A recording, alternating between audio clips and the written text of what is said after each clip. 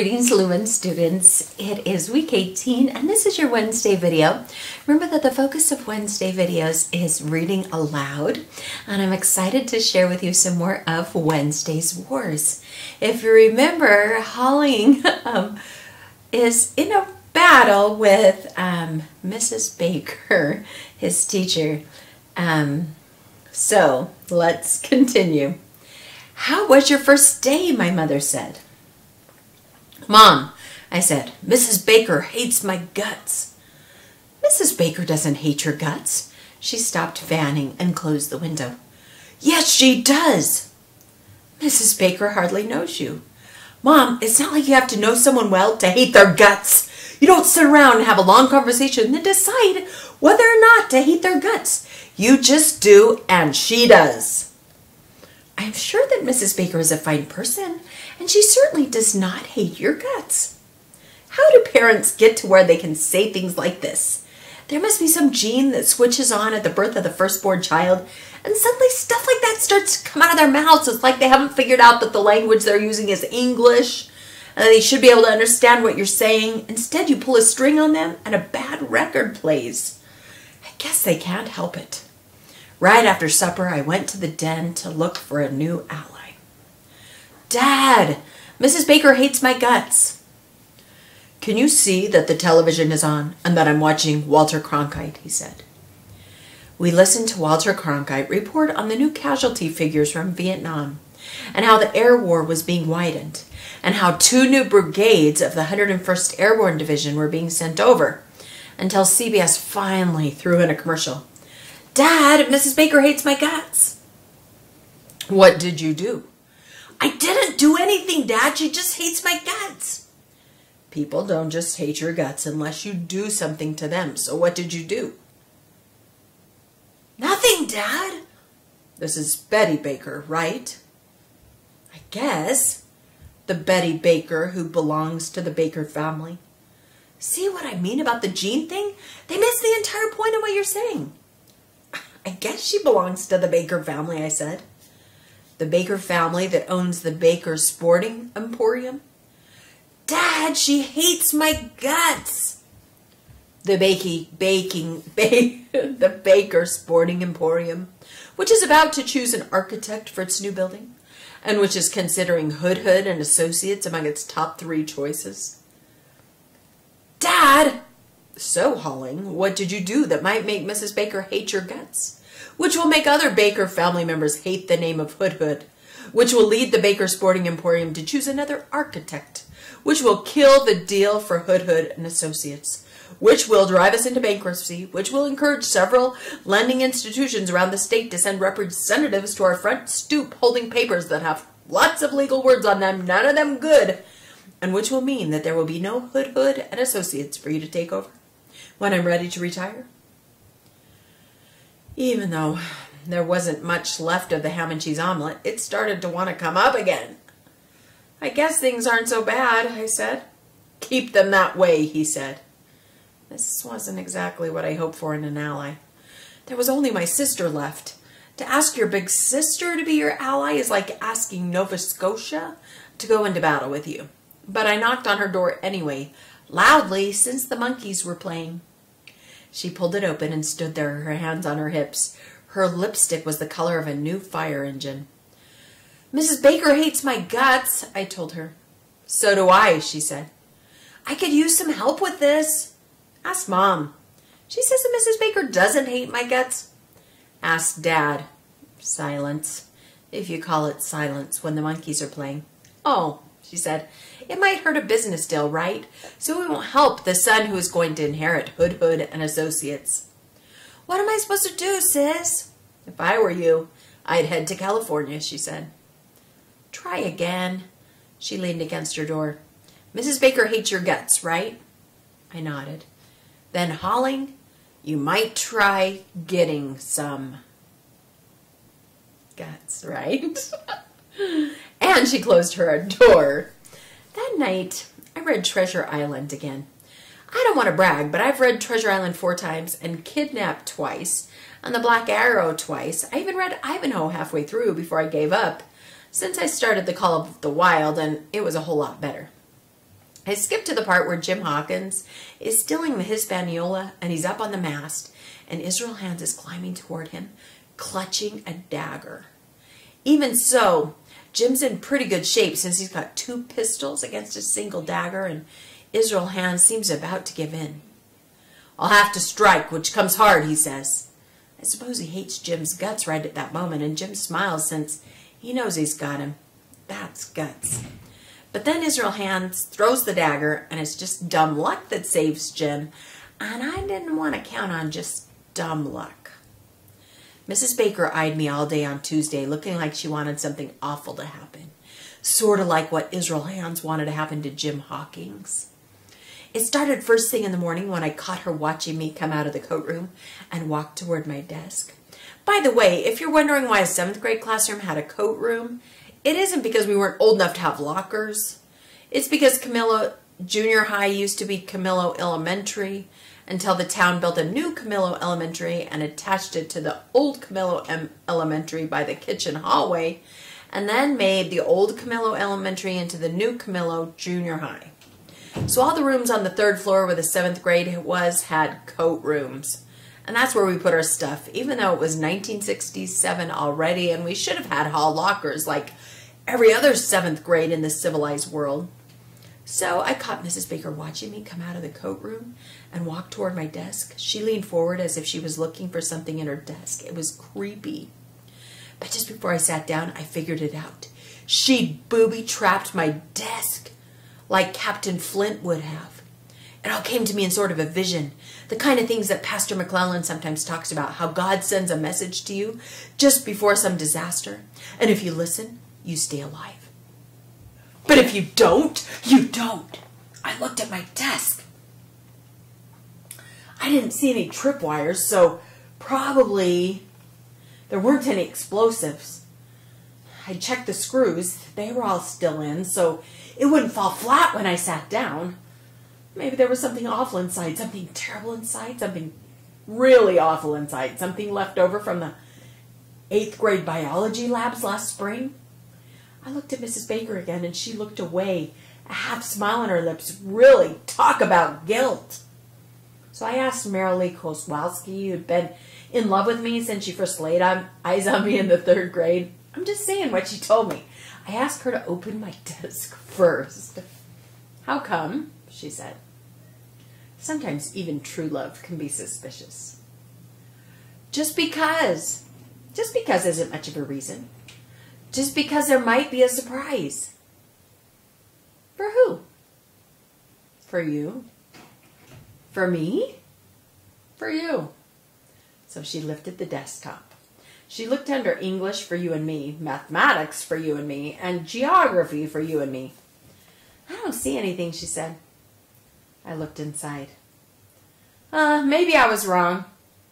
Maybe I was wrong, said Marilee and dropped the desktop loudly. Oh, she said, sorry, I was supposed to wait until you put your fingers there. Love and hate in 7th grade are not far apart, let me tell you. At lunchtime, I was afraid to go out for recess since I figured that Mrs. Baker had probably recruited an 8th grader to do something awful to me. There was Doug Swideck's brother, for one, who was already shaving and had been to 3 police stations in 2 states and who once spent a night in jail. No one knew what for, but I thought it might be for something in the number 390s or maybe even number 410 itself. Doug Swideck said that if his father hadn't bribed the judge, his brother would have been on death row. And we all believed him. Why don't you go out for lunch recess, said Mrs. Baker to me. Everyone else is gone. I held up English for you and me. I thought I'd read in here, I said. Go out for recess, she said, criminal intent gleaming in her eyes. I'm comfortable here. Mr. Hood, she said. She stood up and crossed her arms, and I realized I was alone in the room with no witnesses and no mast to climb to get away. So I went out for recess. I kept a perimeter of about 10 feet or so around me and stayed in Mrs. Sidman's line of sight. I almost asked for her rain hat. You never know what might come in handy when something awful is about to happen to you. Then, as if the dread day of doom and disaster had come to Camillo Junior High, I heard, Hey, Hood Hood! It was Doug Swidek's brother. He entered my perimeter. I took 3 steps closer to Mrs. Sidman. She moved away and held her rain hat firmly. Hood Hood, you play soccer? We need another guy. Doug Swidek's brother was moving toward me. The hair on his chest leaped over the neck of his t-shirt. Go ahead, called the helpful Mrs. Sidman from a distance. If you don't play, someone will have to sit out. If I don't play, I'll live another day, I thought. Hood Hood, said Doug Swidek's brother, you coming or not? What could I do? It was like walking into my own destiny. You're on that side, he pointed. I already knew that. You're a back, he said. I knew that too. Destiny has a way of letting you know these things. I'm a forward. I could have said it for him. That means you have to try to stop me. I nodded. Do you think you can? I suppose I could stop you, I thought. I suppose I could stop you with a Bradley tank, armor 2 inches thick, 3 mounted machine guns, and a grenade launcher. Then I suppose I could stop you. I can try, I said. Ah, you can try. Doug Swidek's brother laughed, and I bet that if I looked over my shoulder, I would have seen Mrs. Baker peering out our 3rd floor classroom window, and she would have been laughing too. But the thing about soccer is that you can run around a whole lot and never ever touch the ball. And if you do have to touch the ball, you can get away before anyone comes near you. That's what I figured on doing. Doug Swidek's brother wouldn't even come near me, and I would foil Mrs. Baker's nefarious plan. But Doug Swidek's brother had clearly received instructions. The first time he got the ball, he looked around and then came right at me. He wasn't like a normal forward, how everyone knows they're supposed to avoid the defense. He just came right at me, and there was a growl that rose out of him like he was some great clod of living earth that hadn't evolved out of the Mesozoic era, howling and roaring and slobbering and coming to crush me. I expect that the watching Mrs. Baker was almost giddy at the thought. Get in front of him! Screamed Danny Hupfer, who was our goalie. In front of him! His voice was cracking, probably because he was imagining the propulsion of a soccer ball as it left Doug Swidek's brother's foot and hurtled toward the goal and wondering what it might do to his chest. I didn't move. Danny screamed again. I think he screamed, in front! But I'm not sure. I don't think he was using language at all. Imagine a sound with a whole lot of high vowels, and I think you'd have it. Didn't make any difference what he screamed because, of course, I wasn't going to get in front. There was no way in the world I was going to get in front. If Doug Swidek's brother scored, he scored. It was a game, after all. And I stepped toward the sideline, away from the goal. And Doug Swidek's brother veered toward me. I ran back a bit and stepped even closer to the sideline. And he veered toward me again. So as Danny Hupfer screamed fouls and Doug Swidek's brother growled Mesozoically, I felt my life coming down to this one hard point, like it had been a funnel channeling everything I had ever done to this one moment, when it would all end. And that's when I remembered Jim Hawkins climbing up the side of the Hispaniola to steal her, tearing down the Jolly Roger flag, sitting in the cross trees and holding Israel hands back.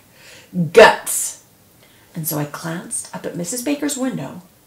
She wasn't there, probably, so she wouldn't be accused of being an accomplice.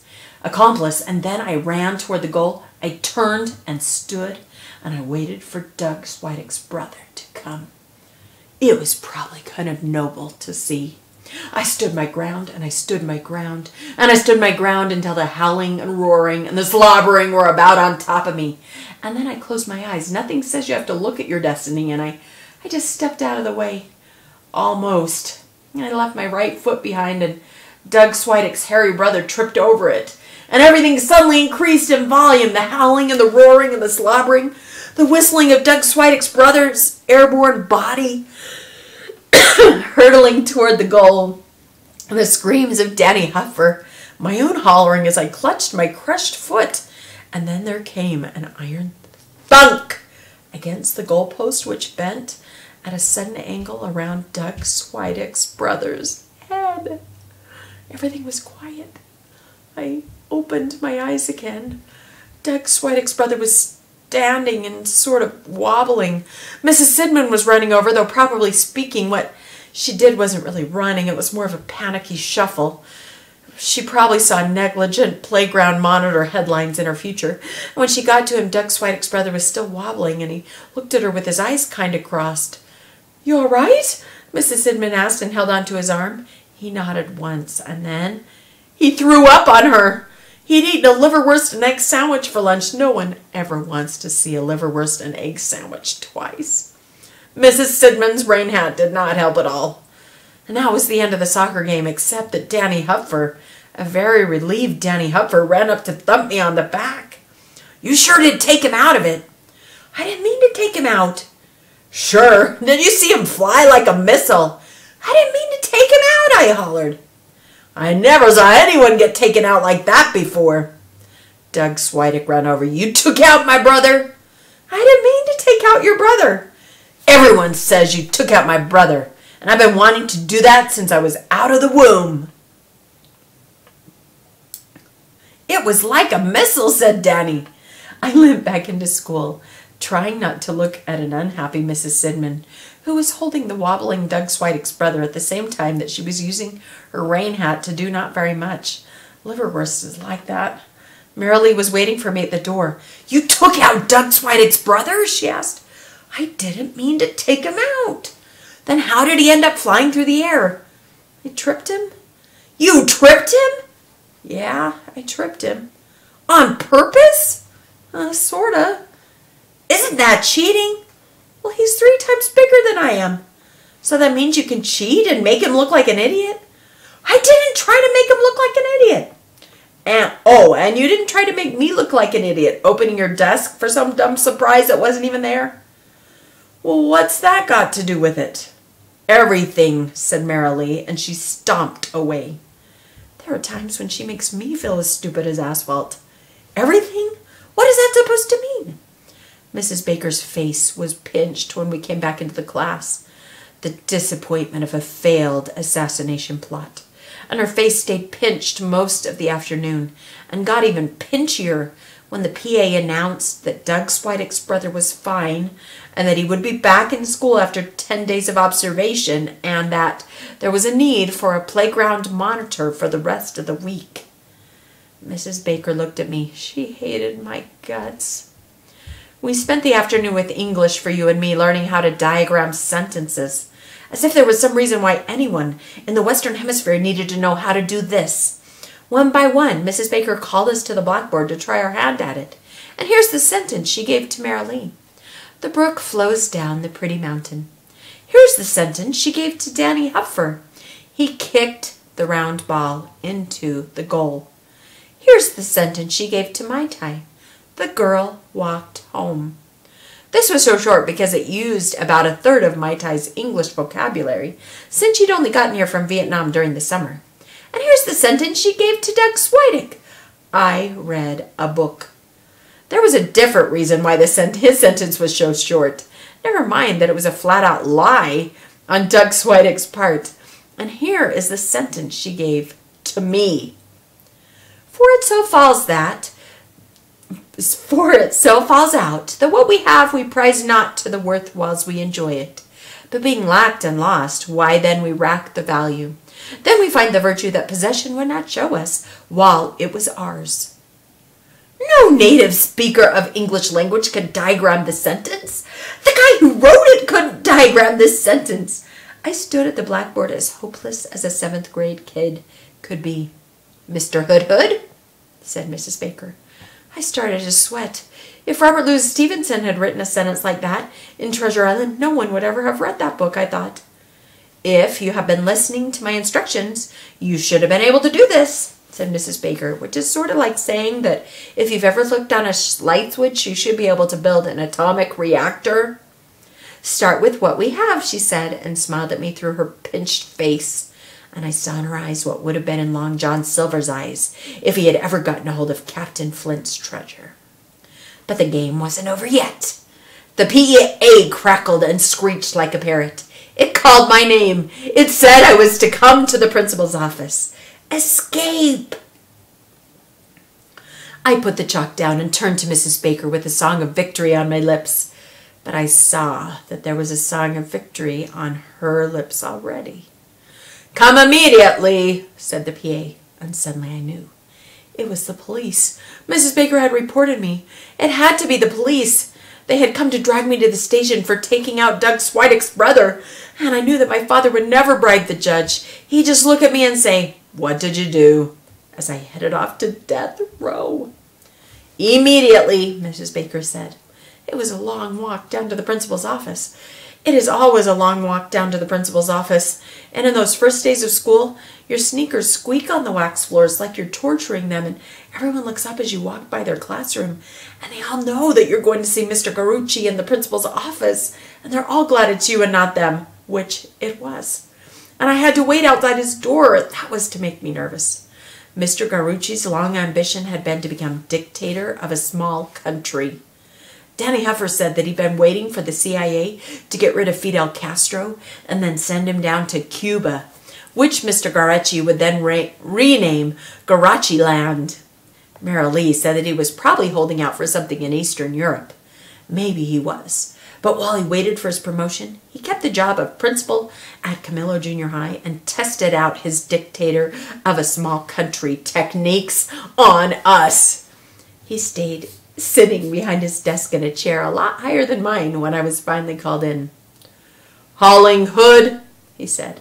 His voice was high-pitched and a little bit shrill. "Hauling Hood!"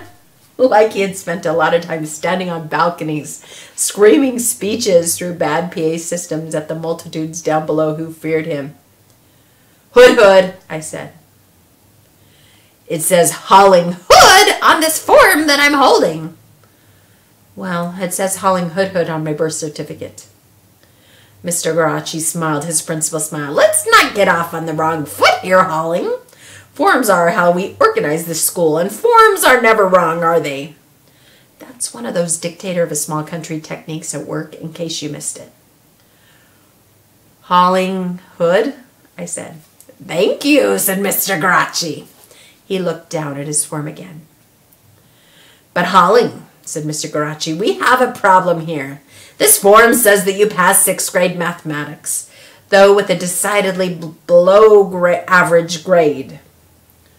"Yes," I said. "Of course I passed 6th grade mathematics.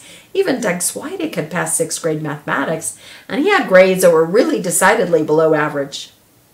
Mr. Garucci picked up a piece of paper from his desk. "But I have received a memo from Mrs. Baker wondering whether you would profit by retaking that course." "Retake 6th grade math?"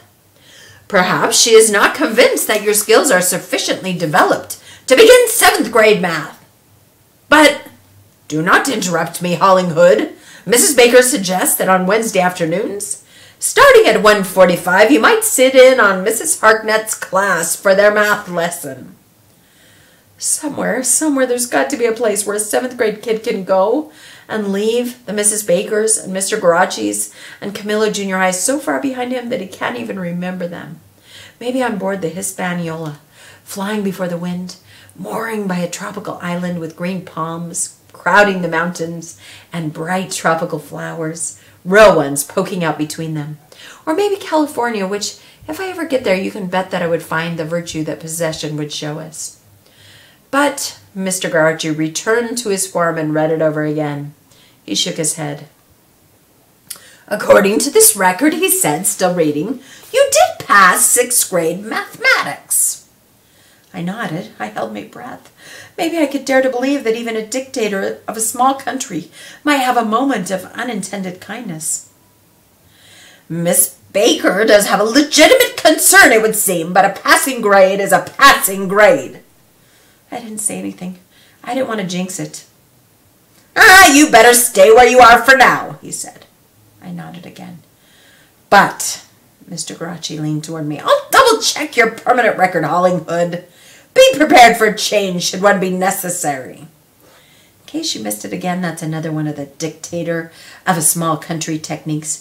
Keep you always off balance. Mr. Garucci scribbled over Mrs. Baker's memo. He folded it, then took out an envelope from his desk. Looking at me the whole time, he placed the memo in the envelope, licked the flap, and sealed it. He wrote Mrs. Baker on the outside, and then he handed it to me. "Return this to her," he said. "The envelope had better be sealed when she receives it, and I will make a point of inquiring about it." So I took the envelope sealed and carried it back to Mrs. Baker, sealed. She unsealed it as I sat back down in my seat. She read what Mr. Garachi had written and slowly placed the letter in the top drawer of her desk. Then she looked up at me. "Regrettable," she said all 4 syllables very slowly. She could probably diagram each one if she wanted to. I watched her carefully for the rest of the day, but nothing ever gave away her murderous intentions. She kept her face as still as Mount Rushmore, even when Doug Swideck's new pen broke and spread bright blue ink all over his desk, or when the Rand McNally map of the world fell off its hangers as she pulled it down, or when Mr. Garachi reported during afternoon announcements that Lieutenant Tybolt Baker would soon be deployed to Vietnam with the 101st Airborne Division, and we should all wish him, together with Mrs. Baker, well, and her face never changed once. That's how it is with people who are plotting something awful. Who is Tybolt Baker, the soldier, to Mrs. Baker, her husband, her brother? How come she doesn't want Holling to stay on Wednesdays when the Catholic kids go to Catholic school and the Jewish kids go to synagogue? She really does not want Holling to stay. I just don't know. I just think that's so funny. All right, we'll pick up again with chapter 2, which is October. Okay. The first chapter was September, and now we're into October, the Wednesday Wars. Thanks so much for joining me, students, and we'll catch you next in Thursday's video. Remember, on Thursdays I'll have some enrichment activities for you, so see you then.